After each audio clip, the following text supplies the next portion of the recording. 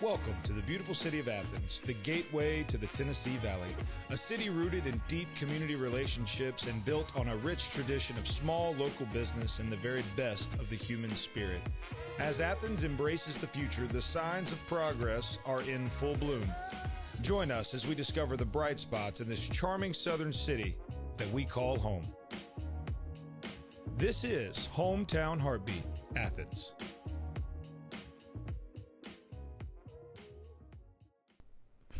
And what's going on, Alabama? Guys. How's everybody doing today?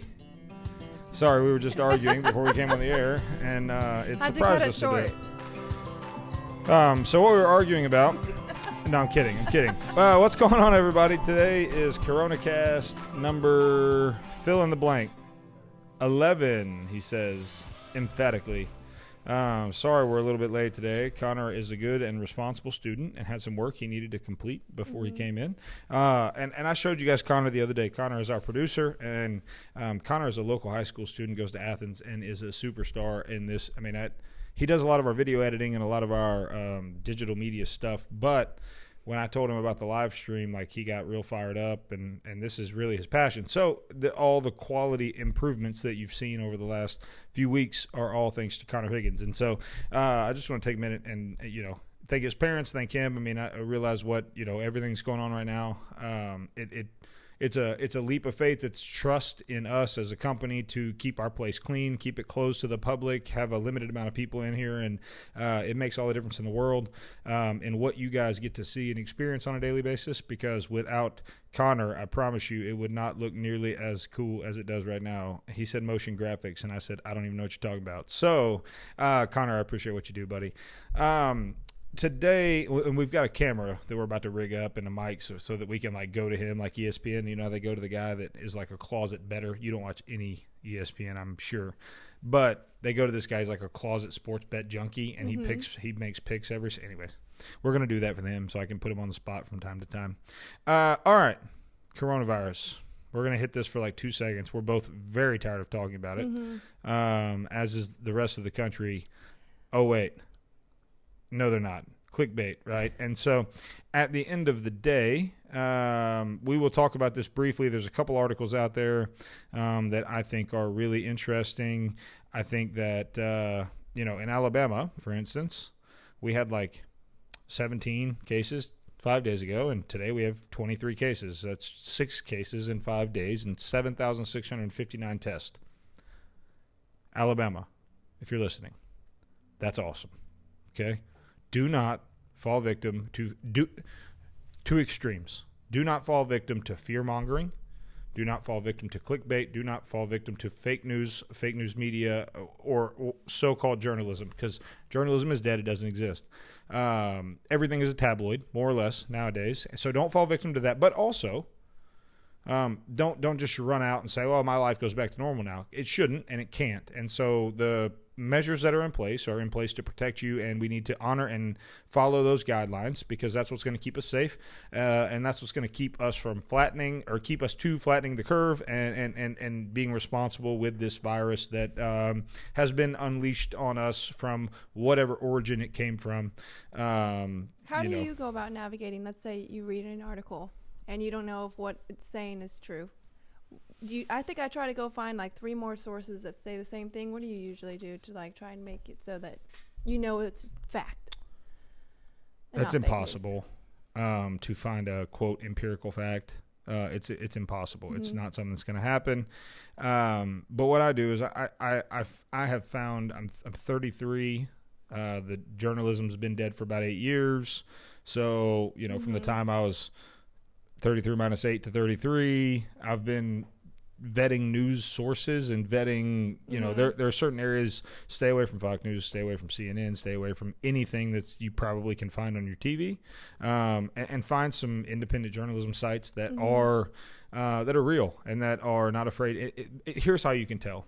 If they hate Trump, they're probably not honest. And if they love Trump, they're probably not honest, right? And that's a pretty good guideline. Is if they fall, I mean, I find myself in a category of wishing we had a better political candidate, we had a better political system, we had whatever, right? That's probably the realistic view for a lot of people.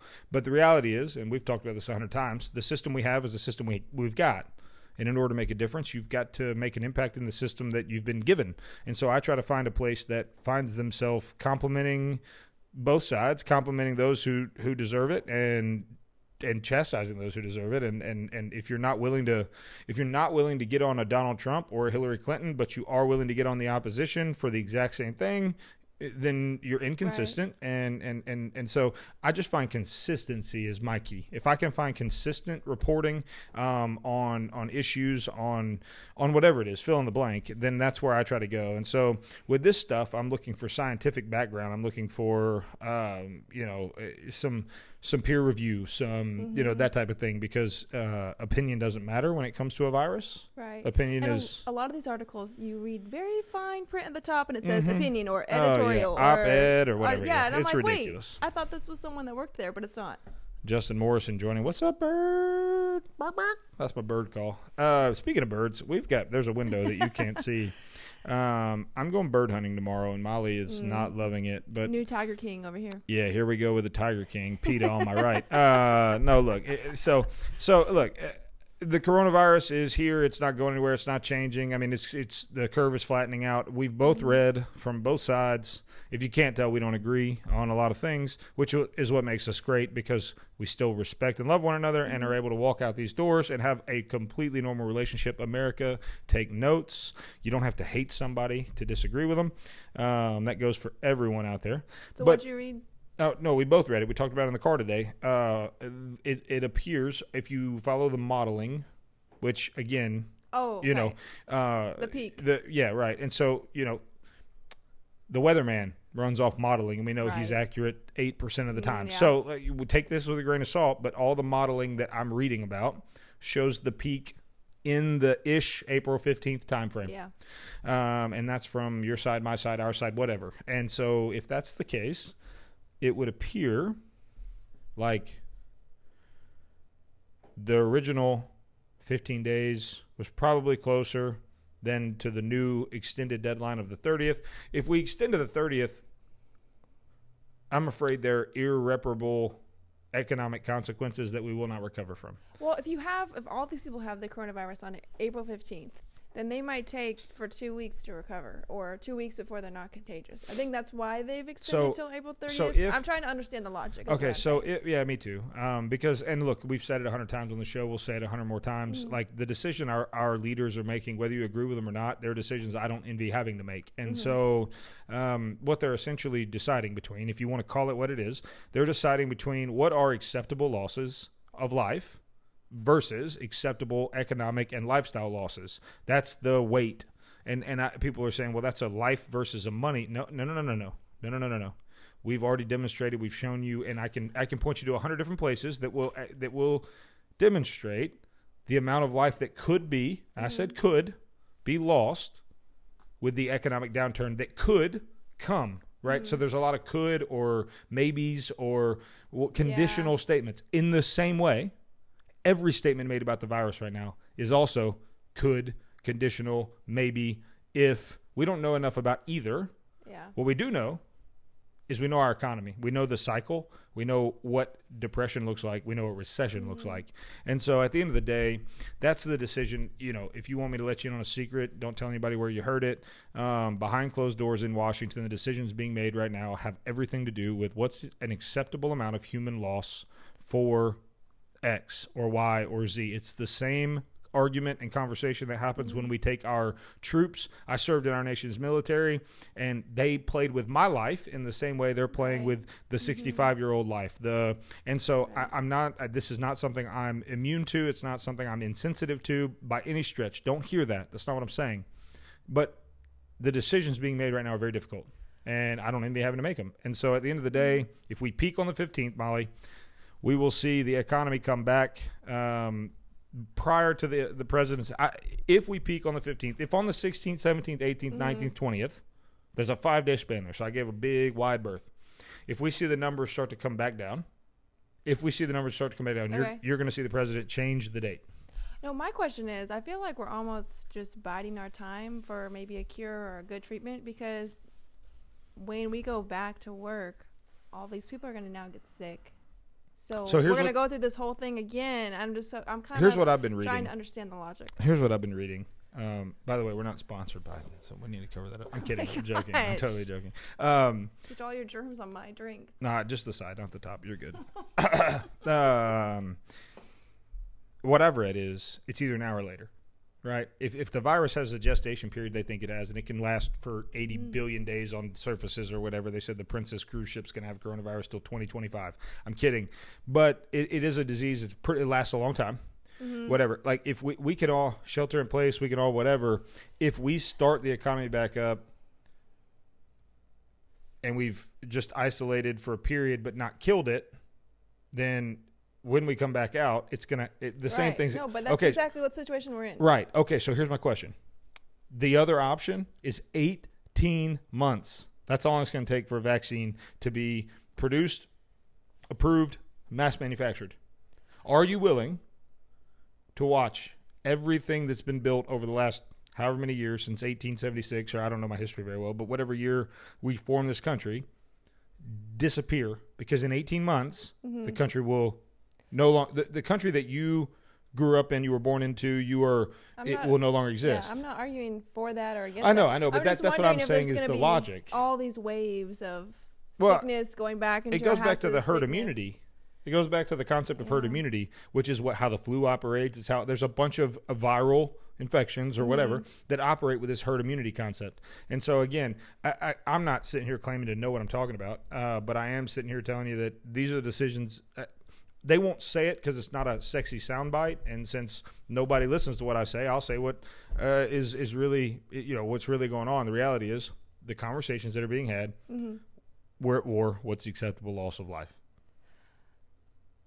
We're starting to sound like a broken record. I feel like we've hashed this out so many times. The nation sounds like a broken record. I know. And there's nothing we can do about it. And so, I mean, this is why journalism died, by the way, because what do you talk about when you talk about the same thing every day? Well, you start to make stuff up. Look, okay. Molly has some questions. Yes, I have all these. So, just to give this a little background, Molly is very bright, very smart, her and her husband, they practice conservative money management. They love investing. They were talking about stocks. They were talking about all kinds of things that maybe they would take. And they're what I would call the do-it-yourself investor. They are, it's not like they have some money manager, wealth manager that's dictating, showing, telling how to do it, which is, I've done both. I have a wealth management guy, whatever.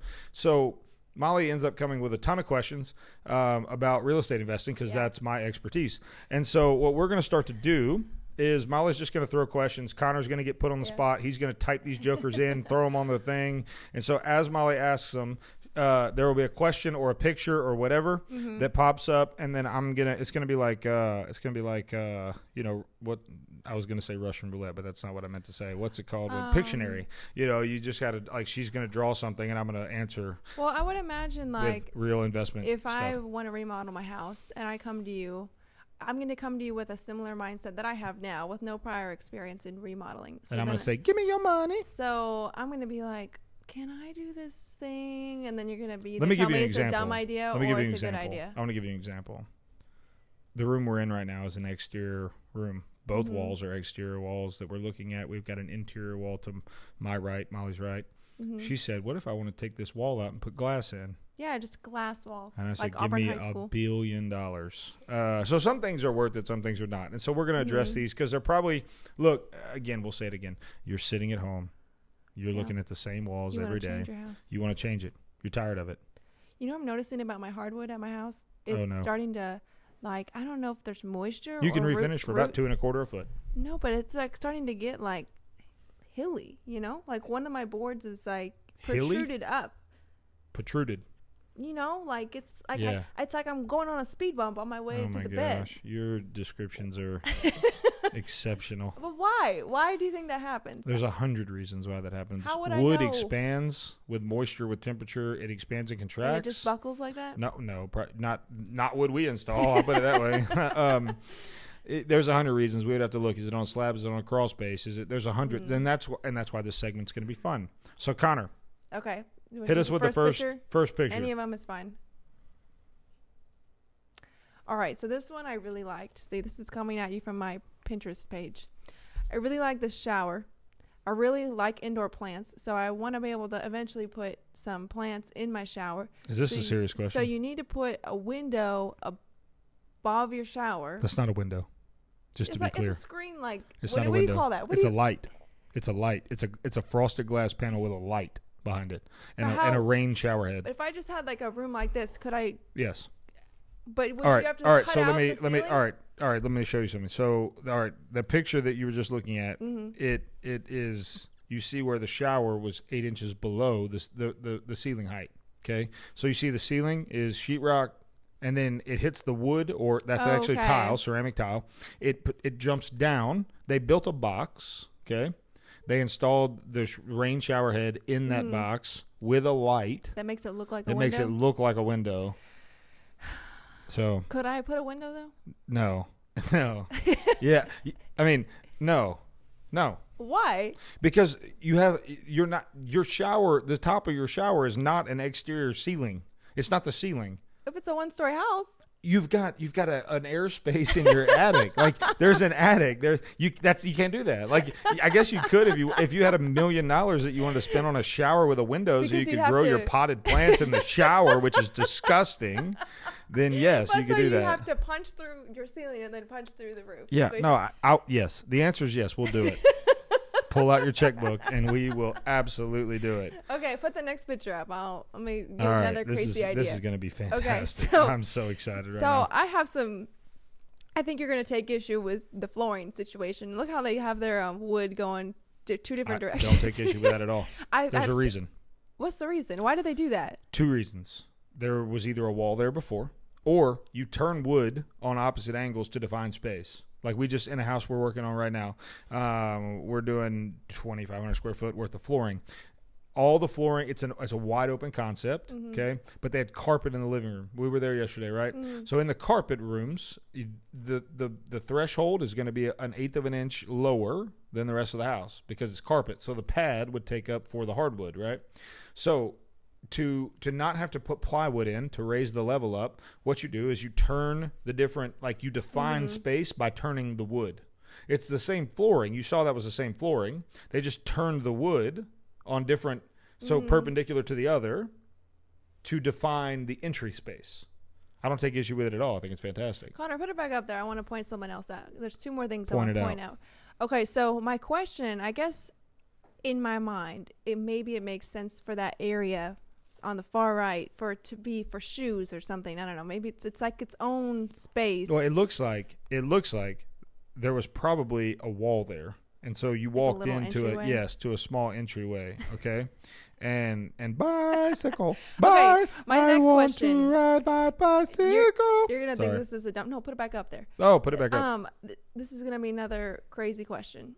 So let's say I had this really old 1970s door that I didn't like, and it was not an archway like this. And you want an archway. Now I want an archway door. Can I change the shape of my door? There is nothing I'm going to say no to if your checkbook is big enough. So it's how much more expensive? I mean, obviously it's more expensive than just putting a new door in, but is that... all right, so think about it. You're building a curve with a straight object. Wood is straight and rigid. But what if you just pulled out the door and then made, rounded edges Styrofoam. And then got a bigger door, made the opening even bigger and then put a bigger door there? Is it rounded at the top? Yeah. I will go back to where I just was. You're trying to round a stiff, rigid object. It's going to be more expensive. No, but it's possible. It's possible. Let me go ahead and answer all the questions. Yes, we'll do it. Okay, well, I just don't want to know. No, you don't want to know what it's going to cost you. Okay, next question. Oh, we're kind of blown out today, guys. Sorry about that. Right. We couldn't get the camera adjusted correctly. Here we go. This one I liked because it takes out the creepy basement vibe, and almost makes like a whole nother floor. So no, it actually is not. First of all, it's not the basement. So you couldn't do that with the basement? Yeah, absolutely could. But the basement is not like a whole nother floor. It's literally a whole nother floor. I know, that's what I'm saying. Yeah. But instead of there being a wall there and a door, could you just blast out the wall and the door and then have a second, a lower floor? Yes. That wouldn't be difficult. No. Okay. Cool. Yeah, no, I like that a lot. All right, my last picture, I think. I sent him 2 others, but we can stop. So. Now we got to eat up plenty. Oh. Hang on, Connor. I can Downloads. see. Uh-oh. And we have no monitor. And we have a monitor. Okay. So what I liked about this house was I'm imagining it being its own house, standalone without the porch and the. It looks like a house. Green porch. It's fine, Connor. I can talk about those another day. If I just had a house without all the deck and without the sunroom and the rooftop porch, can I easily install something like that? Like install a screen-in room with a roof that I can stand up on with a deck. Is that something reasonable to ask? Yes, that's not hard at all. It's not like the door example where I'm... No, it's not like the door example. It's very different than the door example. And yes, that's very easy. So essentially, because you just really tried to go in a real big circle to explain something that's real simple. So look at it this way: there's no structure. You got a flat piece of something, and you want to put 4 walls, a roof, and a screen. Yes, it's easy. So look, here's the answer to all your questions. There is literally nothing that you want out there that is not doable. It's all doable. It's just a matter of, is it worth doing? Is it too expensive? Is it more? The reality is, and I tell people this all the time, and if you're listening right now, I need you to hear this. There's nothing we can't do, or anyone, not us, anyone can't do with your home. The question you have to ask yourself, and this is something that you and your husband need to wrap your minds around as homeowners. Everybody, myself and my wife the same way. We did not look at our first house this way. Okay. And this is a life lesson. Like, your home is your single. When I was a real estate agent, I told people this all the time, and it typically made women mad, and husbands were then mad because their women were mad. Your home is the single largest investment you're ever going to make in your entire life. Unless you're independently wealthy and you've got hundreds of thousands of dollars to throw into the stock market or private equities or whatever, your house is the largest single investment you're ever going to make in your life. Yet you don't treat it like an investment. If you bought $150,000 worth of stocks, you would treat it differently than you do your house. When you pick designs, when you pick you pick things that you like for whatever reason, nothing wrong with that, but you need to pick everything, choose everything with the thought in mind that at some point I got to sell this thing. And that's where people get in trouble, is they will spend more money on a renovation or whatever than their house is worth, or then they can recoup, and then they want to sell it. And let's just use round numbers. You pay $100,000 for a house and you put $50,000 in it, and it's only worth $125,000. You're upside down $25,000. But you got $50,000 worth of renovations you wanted, but you can't sell it. So what good did it do you, right? And that's how you joy. Yeah, as long as you don't like money, or I mean, in your case, maybe you have too much of it. I don't know, but most people, her nickname around here is Silver Spoon. So I'm kidding, it's not. But no, it's one of those questions. Like, your home is your investment; it's the biggest investment you own, and so treat it that way. It's not a car, it's not a dirt bike, it's not a motorcycle, it's not a pool. By the way, terrible investment, but. Really? Yeah, typically. I mean, because you're going to spend more on a pool than you'll get back when you sell it. But that is one of those quality of life things that makes a lot of difference to a lot of people. For the right buyer, a pool's worth paying whatever the price is. The question is, can you get the appraisal? Here's what happens. So I don't know if you know how the process works. So when you go to buy a house, I mean, you bought one, but like from my perspective, I'm going to buy. This right here is my house, okay? And this house I can pick it up for $50,000. And I can say, okay, it's 1,500 square feet. At $100 a square feet, it's worth $150,000.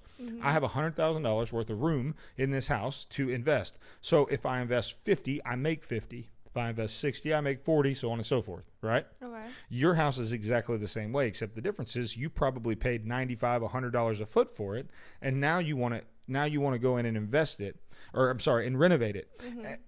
You have to be able to get the appraisal value up above the amount you paid versus the amount plus the amount you invested to ever get a return on investment. So if I told you to give me $25,000, I give you $15,000 back, would you write me a check? No. That's how people do when they make these renovations. And they don't understand it that way because they see it as, well, joy, yay. Yeah. How do you know which... I guess you call a professional is what you do. I mean, or you just decide, like, here's the thing. If you're going to live in a house for 5+ years, do what you need to do. If you're going to live in a house for 5 or less years, don't do what you need to do. Do what you're supposed to do. That's typically the life cycle for a loan. Like, if you're a traditional person, you put 3 to 5%, maybe 10% down on a house. You got to live in it 5 years to be able to get your money back. So the typical life cycle is 5 years. Yeah, because I've been thinking about putting a fence around my gardens to keep the rabbits out. A fence is not going to be a bad investment. My neighbor was like, well, how do you know how long y'all are going to live there? What if, Your neighbor seems very wise. And I think he needs a quote on a renovation, too. I actually gave him our cards, so. Bada bing, bada boom. He might be calling us. But, He's your neighbor. I do still want the fence. But look, you're talking about $300-$400. Yeah. Like, why is that? I don't know. It's not. But he's operating from the right perspective. It's all about perspective. Yeah. Life is about perspective. All right, guys. Look, we're going to cut it short today because we've got a tremendous amount of stuff going on over here. We've got 4 projects. We've got to go move an island. We got to go pick lights, and we got to go check on a client job. So today is probably going to be a little shorter than normal, which you should be excited about. At 6 o'clock tonight, I am going to stream something that it's pre-recorded. It's something that is very close and near and dear to my heart. On Monday, some of my best friends over at LifePoint found out that their creative director died of a blood clot. She's 27. She left behind a 1-year-old, a 2-year-old, and a 9-day-old baby. And they're destroyed by this. And one of the things about coronavirus that has really impacted my life is my ability to go from work to home, home to work, work to home, home to work, right? There's nothing else impacting my time, is dragging my time, is leeching my time away from my family and introspective and reflective thought. And I experienced something in August of last year where I lost a 23-year-old that was a son to me that lived with my family that happened very suddenly and it was impactful in my life. And dealing with helping LifePoint Church and Gabe and John and Anthony and all these guys is really put me in a place of introspection. And so tonight at 6 o'clock, I'm going to stream the service, the memorial service that we had for Mason. And there's a lot in it that is, I'm not big on the idea, but at the same time, right now our country's our world's being faced with death and the reality of it in a way that we've never maybe dealt with it before. If you've not lived through 9/11, which, by the way, we just eclipsed the deaths from 9/11. If you've not lived through a war, if you've not lived through something like that, you're probably dealing with this for the first time, and there is hope. And a spirit of fear is not what we're called to. It's not what we're supposed to be. It's not how we're supposed to live. And I don't know. I was just sitting at home last night, and I was just thinking, man, hopefully this is going to make a difference. So at 6 o'clock tonight, it'll come from my personal page, Zach Walker. Just look for it because I think it would speak truth to your life. I certainly hope it would. And guys, I'm really excited about seeing what happens with that. So anyways, with that being said, we are going to start transitioning our way out of here. If you have any questions for us, you know how to reach us. It's 256-BUY-SELL. 256-BUYSELL. 256-BUY-SELL. BUYSELL. Someone's already calling you. Well, who is that? Should I answer it live? Are we Guys, still have live? a good day. Get out of here. We'll see you later.